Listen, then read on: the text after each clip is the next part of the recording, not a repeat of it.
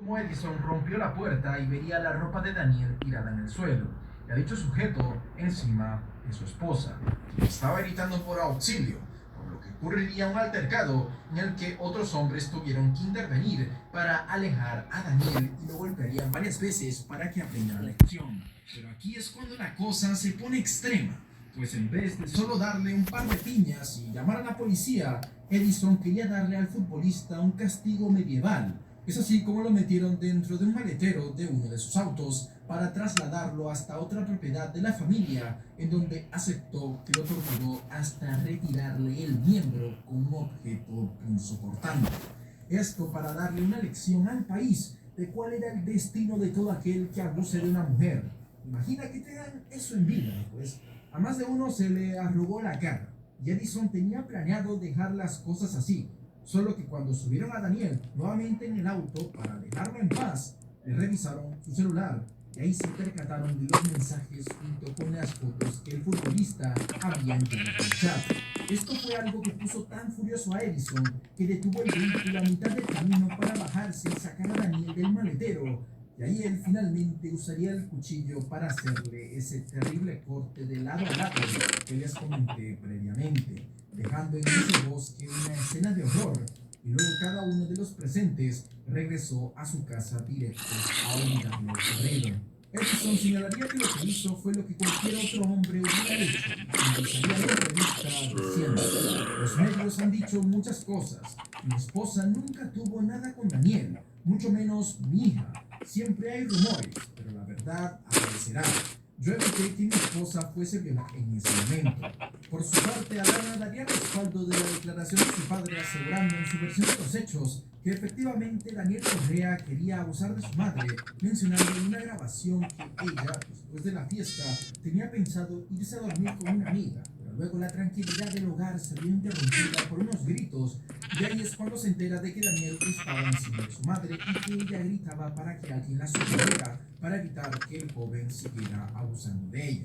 Tras la revelación de estas dos declaraciones, el comisario a cargo del caso informaría a los medios que la policía estaba investigando estas versiones de los hechos para corroborar si realmente eran ciertas, además de la búsqueda de los otros tres hombres que habían participado en la tortura de Daniel y que habían sido identificados como Eduardo Ribeiro da Silva, Igor King y David William da Silva. Aunque las previas declaraciones parecían ser dichas con el corazón, sobre todo la de Edison, que el tipo prácticamente se quería pintar aquí como un superhéroe que actúa en pro de todas las mujeres de Brasil, aún estos testimonios seguían siendo raros. Primero, varios de los invitados habían atestiguado que nunca escucharon algún tipo de altercado, y menos que Cristiana gritara por ayuda. Tampoco coincidía el que la familia Briches negara en su primer testimonio que no conocían a Daniel Correa, y Alana aseguraría que él ni siquiera estaba invitado a la fiesta. Pero esto no tenía ningún sentido, ya que existían varias pruebas que demostraban lo contrario. Y es que Daniel era alguien cercano a la familia, pues había asistido a anteriores reuniones hechas por ellos e incluso a los otros cumpleaños de Alana, en donde aparecían ambos en varias de las fotos de las que ella subía en sus redes. También se filtraría un audio de Edison Briches que había enviado a un amigo a pocos días del crimen, en el que confirmaría que efectivamente Daniel y Alana sí se conocían y que la muerte del jugador fue una noticia muy triste para ellos, especialmente para su hija, que era su amiga, y que fue muy impactante el escuchar que su amigo había sido asesinado, que hasta le tuvo que dar un calmante para que pudiera digerir la noticia. Desde ese momento también comenzaron a rodar las imágenes y videos previas al crimen, en donde aparece Daniel junto con Alana y los demás invitados en la residencia de la familia cantando y bailando. Frente a esas evidencias, los Briches aceptarían que sí conocían a Daniel, pero que ninguna de las dos mujeres implicadas mantenía algún tipo de relación amorosa o sexual con él. Sin embargo, a diferencia de Edison, que aseguraba tener un matrimonio feliz y amoroso con su esposa por varios años, se descubriría a través de la inspección de los celulares de los sospechosos que la pareja en realidad estaba atravesando por un proceso de divorcio bastante feo, en el que en sus mensajes se decían de todo y que indicaban que tarde o temprano la violencia entre estos dos iba a escalar a un plano físico, si es que ya no había sucedido antes, más ahora que sabemos lo impulsivo que puede llegar a ser Edison. Y para ese entonces, Christiana ya se había contactado con algunos abogados especialistas para iniciar el divorcio. Sabiendo esto, muchos abrieron la puerta a que Christiana le haya dado señales a Daniel para que, bueno, los dos llegaran a ser más íntimos en la habitación, ya que su relación estaba por terminar. Y que probablemente al ser descubierta por Edison, Christiana jugó la carta de que el futbolista estaba abusando de ella para justificar que se había acostado con él. Ojo, esto es solo una teoría, así como también la de que Daniel solo jugó a ser el payaso en la cámara y no practicó el coito, pues en las fotos los dos estaban completamente vestidos y la mujer no tenía signos de haber sido abusada. Y de esto ser verdad, porque nunca llamaron a la policía. Y esto va con mi teoría, y es que todo eso que dijo Edison, de que él hizo eso por las mujeres de su país y para que eso no vuelva a suceder, es mentira. El verdadero motivo por el que hizo eso fue por ego, pues a pesar de que Christiana ya prácticamente era su ex esposa, pues ambos ya dormían en cuartos diferentes, pero a ojos de muchos, ellos aún seguían juntos. Y Edison no quería quedar enfrente de sus amigos como al que un jovencito le está comiendo a la esposa, pues la mayoría de testigos aseguran que ella nunca gritó socorro o pidió ayuda antes de que Edison los pillara en la habitación. Y los que dicen que sí, su descripción de los gritos son diferentes, pues algunos dicen que solo fue un grito, que gritó todo el rato o que gritó después de que Edison rompió la puerta. Otra cosa que hace que muchos señalen a Christiana como cómplice en este crimen fue el largo testimonio que dio en un especial que se hizo en torno al caso. Y como este tipo de temas son delicados, antes de que venga el típico a decirme, hey Fusco, si eres machista, ¿cómo puedes sembrar la duda de que una víctima de abuso está mintiendo? Pues no voy a hablar yo, sino voy a mostrar los comentarios más populares de este especial. China dice, es extraño que la mujer confiese estar borracha, diciendo que no recuerda lo sucedido en varios momentos, pero que si este músico en las partes que me conviene. Marceli Fernández 866 dice, el misterioso caso de la mujer borracha que no recuerda nada, pero lo describe todo con gran detalle. Pues sí, en el testimonio de esta mujer, ella dice no recordar cómo terminó en la habitación de esa manera con Daniel. Tampoco dice recordar qué le hizo exactamente, o sea, el cómo sucedió el supuesto abuso. Y no me vengan con la vaina de que eso es muy duro de hacer porque no puede revivir el trauma, pues no estamos hablando de un adolescente, sino de una señora ya, de la cual su testimonio depende del futuro de su esposo y su hija. Pero bueno, ella no recuerda nada, por ello asegura también ser una víctima. Aunque sí dice que cuando llegó Edison, ella saltó de la ventana de la habitación, que luego volvió a la casa, subió las escaleras y que como a ella no le gusta la violencia, le pidió a Edison que por favor no golpeara a Daniel, pero que aún así vio cómo se lo llevaron de la casa y que ella trató con todas sus fuerzas de que no lo hicieran, pero finalmente se lo llevaron. Ojo, todo esto lo dijo con sumo detalle, recreando la escena en la casa segura de sí misma. Es de ahí que a tanta gente le parezca tan raro que se le haya borrado la memoria con otros puntos importantes. Y algo que también captó mucho la atención fue la leve sonrisa que se le marcó en el rostro cuando se le preguntó qué dijo Edison cuando volvió a casa. Y para dar un poco de contexto, aquí ya venían hablando mucho de lo que sufrió Daniel y de lo terrible que fue todo. Y tampoco está mal sonreír, sino como la mujer cambia el rostro de vuelta para tratar de recuperar la narrativa de que ella también era una víctima. A Lana me revelou que tinha assassinado o Daniel? Acredito que sim, eu ouvi ele falando lá atrás, para as pessoas que estavam ali, o que ele fez. Para mim, ele nunca falou. Falando pra quem? As pessoas que estavam aqui na casa. Sei. O que ele disse? Quais foram as palavras?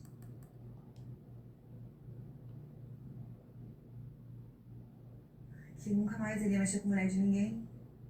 Foi a primeira e última vez que ele fez isso. De De los otros 3 hombres implicados en el crimen, Eduardo da Silva fue el primero en ser arrestado.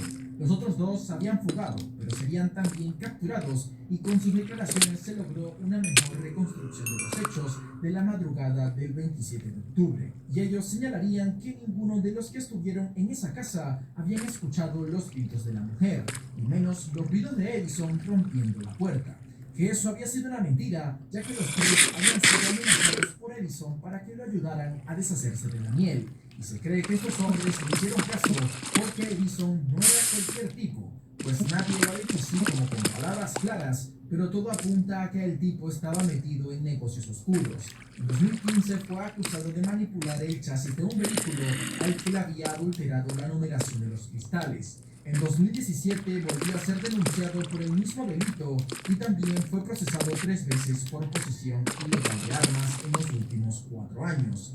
Y ya viendo este canal, sabrán que cuando a un tipo lo llaman empresario, pero nadie sabe lo que hace realmente, seguramente este está en negocios oscuros.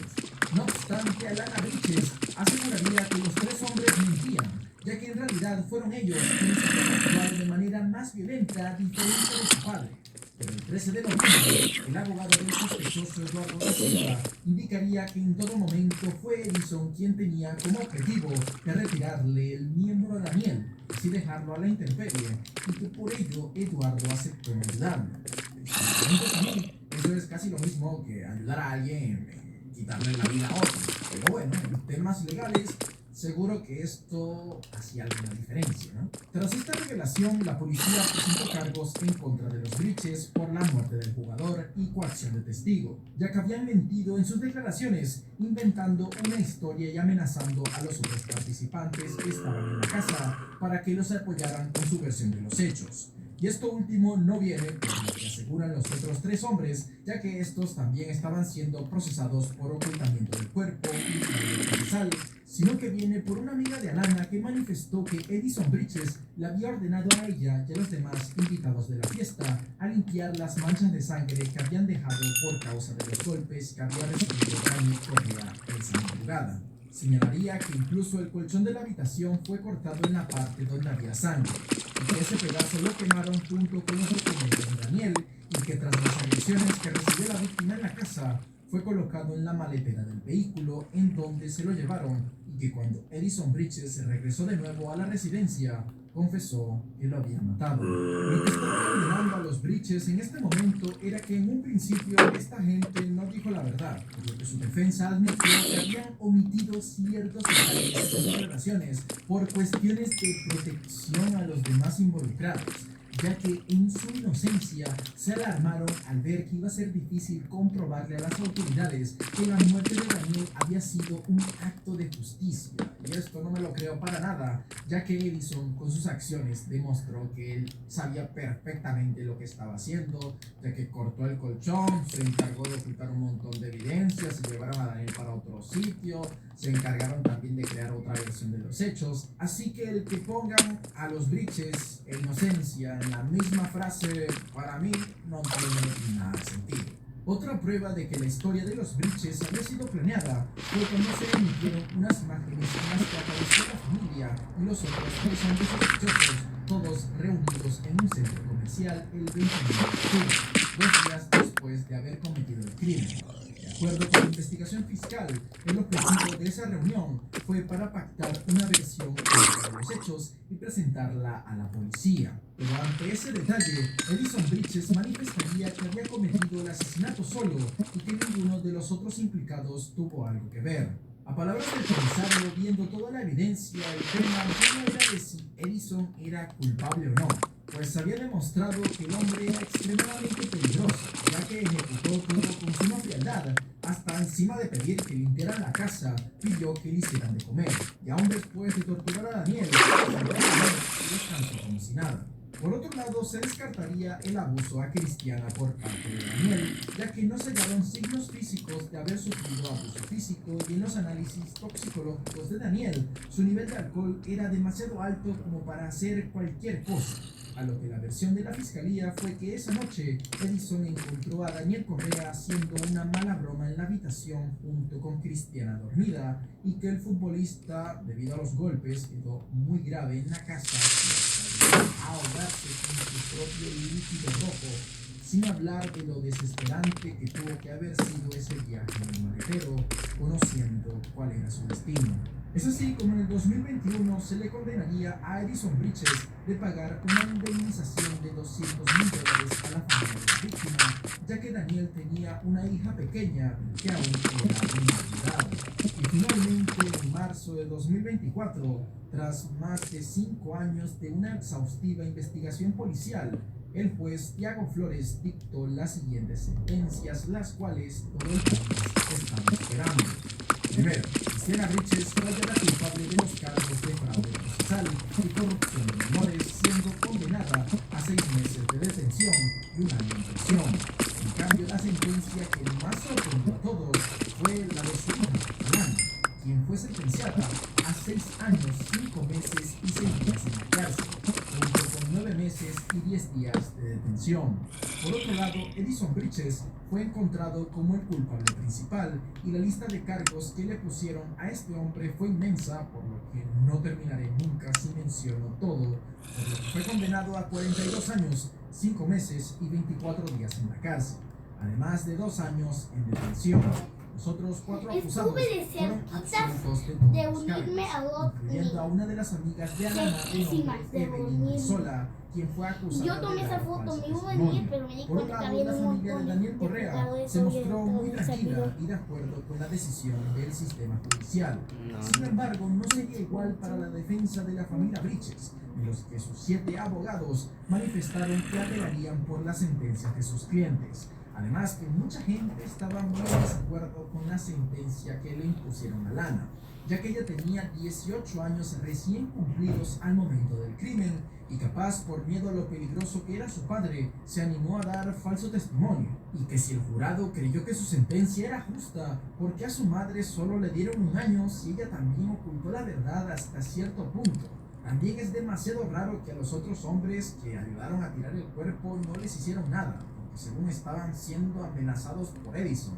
En cambio, ¿por qué la misma defensa no se le puede hacer a Lana? Porque ella también estaba bastante joven y es como que difícil testificar en contra de tu propio padre, y creo que a ella le dieron esa sentencia bastante alta porque ella testificó mucho en contra de los otros 3 implicados y como que minimizó un poco lo que hizo su padre. No sé, todo esto está bastante complicado.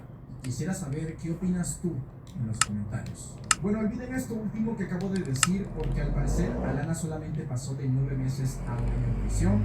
Según uno de los jueces, hubo un error de cálculo en su sentencia y yo creía que ella aún seguía tras las rejas porque ningún medio habló de que salió en libertad, y esto fue a lo mejor porque el caso perdió relevancia o porque no querían que la gente la acosara porque ahora está en libertad. Pero puedo decir que ahora es libre porque si te metes en su Instagram, el cual es bastante público porque actúa como si fuese un influencer, así mostrando lujos y tal, pues se le ve a ella libre desde 2019. Y dato curioso, ella ahora mismo está felizmente casada con uno de los 3 sospechosos de haber torturado a Daniel, quien es David William da Silva. Espero que te haya gustado el video, y si es así te recomiendo este caso de un reportero, el cual él mismo reportaba los crímenes que él cometía. Sí, es algo extraño, pero una vez veas el video lo vas a entender. En este video te voy a contar la increíble historia de un presentador de televisión que llegó al límite de ejecutar y organizar los crímenes por su propia cuenta para así ser el primero en traer las noticias. Todo esto puede sonar poco práctico e ideal. En realidad, este hombre hizo esto para ganarle a la competencia, y esta es la vida de Wala Souza, un hombre que vino de las favelas de Brasil y llegó hasta lo más alto, llegando a ser catalogado como un superhéroe por su aparente lucha contra el crimen y por su dedicación en llegar a ser el primero en traer las noticias al pueblo. Pero la realidad de cómo Wallace lograba tener información a la que nadie tenía acceso hace que esto sea uno de los casos más oscuros en la historia de Brasil. Hey, ¿qué tal? Yo soy Fusco y este es el caso de Wallace Souza. El 12 de agosto de 1958, en Manaus, Brasil, nació Wallace Souza. Wallace se crió con sus padres y hermanos en una favela. La familia tenía escasos recursos, pero eso no evitaba que tuvieran una buena relación entre ellos y siempre andaban unidos.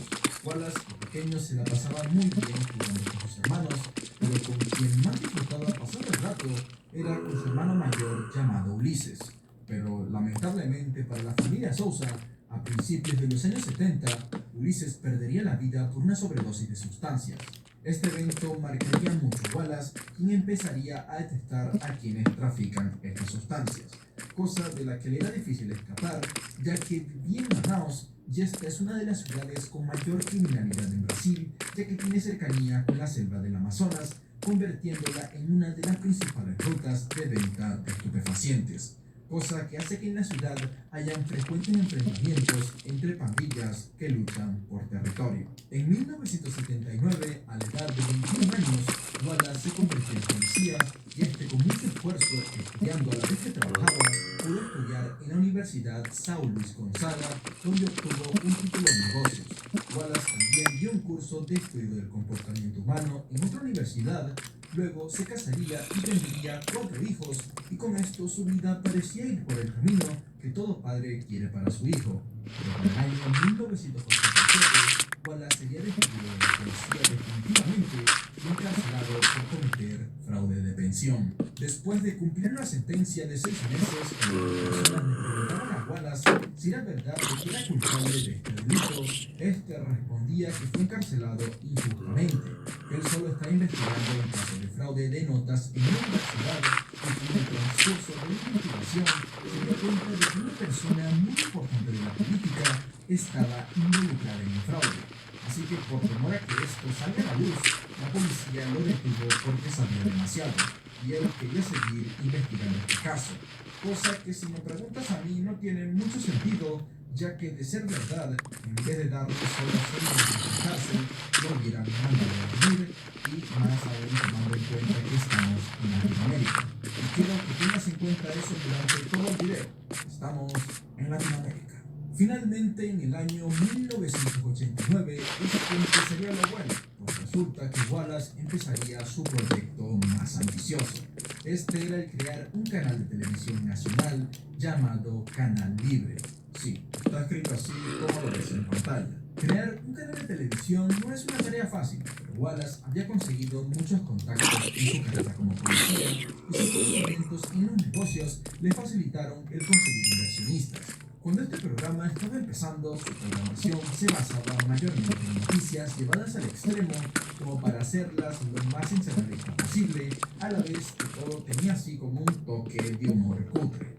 Algo así como este canal. También entrevistaban a pequeñas celebridades, tanto locales como nacionales. A cada rato se podían ver bailes de mujeres en escasa vestimenta para llamar la atención de una manera muy lamentable, y también se hacían actos de beneficencia a la comunidad para la gente de bajos recursos en Manaus. Wallace experimentaba mucho metiendo variedad en el canal. Esto lo hacía porque estaba en búsqueda de encontrar ese elemento que hiciera capturar el mayor número de televidentes, hasta que por fin lo consiguió. Este era el mostrar en vivo persecuciones policiales, redadas, balaceras e imágenes de los resultados de estos enfrentamientos, cosa que le daba mucho morbo al público y por consecuente también subía audiencia. Todo esto era muy gráfico, tanto así que si un píxel de lo que se enseñaba en este canal se subiera a YouTube, el contenido sería eliminado al instante. Pero esto sucedió entre los años 90 y principios de los 2000 en un país de tercer mundo, así que el programa no presentó ningún problema de censura por su contenido no apto para todo el público, que por cierto tenía horario matutino, cosa que ni siquiera yo, que no estoy a favor de ninguna censura, estoy de acuerdo, ya que, por ejemplo, en una ocasión, Canal Libre filmó en vivo a todo público a un traficante que había recibido varios disparos y se encontraba agonizando en la calle. Los médicos llegaron tarde y el hombre perdió la vida. Todo esto quedó registrado por los camarógrafos de Canal Libre, quienes transmitieron en vivo y en directo para todos los televidentes el último suspiro de este hombre. Entre estos se encontraban los padres del fallecido, quienes quedaron indignados y escandalizados por tal escena. Como defensa a esta polémica, Wallace justificaba de que se debía mostrar todas las cámaras para enseñar la verdad de lo que sucede en la ciudad a las autoridades y a la población, para que abran los ojos y se motiven a hacer un cambio. Cuando el programa estaba empezando, Wallace tenía poco personal. Él mismo en persona hasta iba a los reportajes, pero después de hacer crecer la audiencia y de obtener más ingresos, empezó a contratar a más empleados y a más reporteros para el programa. Lo impactante de esto sería que usualmente los reporteros o el propio Wallace llegaba a las escenas del crimen antes que la misma policía y los periodistas de otras empresas. Canal Libre siempre obtenía las primeras imágenes y testimonios exclusivos sobre los acontecimientos criminales de la ciudad de Manaus. Dicha comunidad confiaba más en Canal Libre que en la misma policía. Y algo nunca visto sería que muchas veces cuando sucedía un crimen, los ciudadanos preferían llamar a Canal Libre en vez de la policía. Con el pasar de los años, además de aumentar sus números de audiencia, también lo hacían sus recursos económicos y su influencia en los habitantes de Manaus. Canal Libre ayudó a detener a muchos criminales de la ciudad porque recibían llamadas y suministraban información a la policía. Esto hacía que muchos criminales odiaran a Wallace Souza, pero por eso mismo de atreverse a lo que estaba haciendo, muchos otros lo respetaban. Wallace como conductor brillaba como pocos en la televisión brasileña. Los ratings de su programa en Manaus eran una locura. Él ya no era tratado como un simple presentador. A él lo veían como una figura digna de admiración porque era visto como el defensor del pueblo, quien exponía en televisión a los criminales y exponía sin pelos en la lengua la ineficacia de las autoridades brasileñas para detener la delincuencia. En su programa, Wallace solía arremeter contra el gobernador del estado y el secretario de Seguridad de Amazonas, algo que también ayudaba a Wallace a conectar con el público y los habitantes de Manaus era su personalidad carismática y también con su esfera personal. Él era alguien que nació en la favela de Manaus.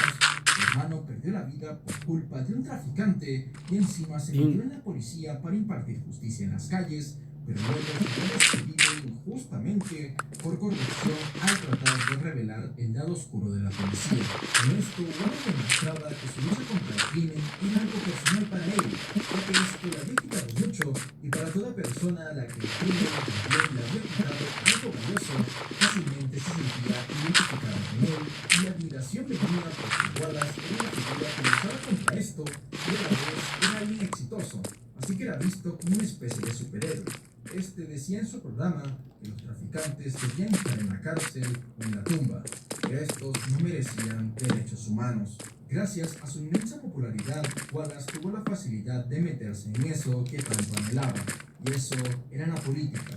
La imagen de defensor de la comunidad que tenía Wallace era tal que llegó a ser elegido en 3 ocasiones como diputado de la Asamblea Legislativa de Amazonas, el estado al que pertenece Manaus. El 9 de noviembre de 2005, Wallace Souza, que para ese entonces trabajaba como diputado, a la vez era el presentador de Canal Libre, recibió una llamada por parte de la policía. Estos decían que 2 criminales habían entrado en la madrugada a una propiedad para robar. Las autoridades, como cosa rara, se dieron cuenta del crimen a tiempo y los criminales fueron acorralados en